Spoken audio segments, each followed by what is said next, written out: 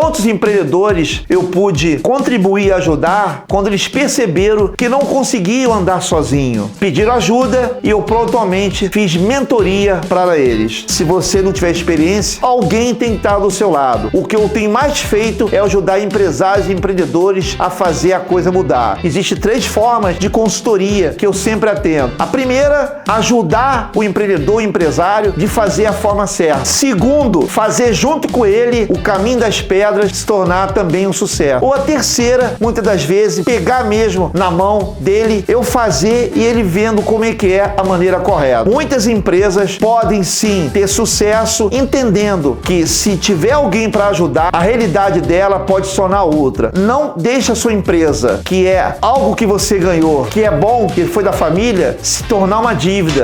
Isso que é a pior notícia. Faz essa empresa se tornar um diferencial do mercado.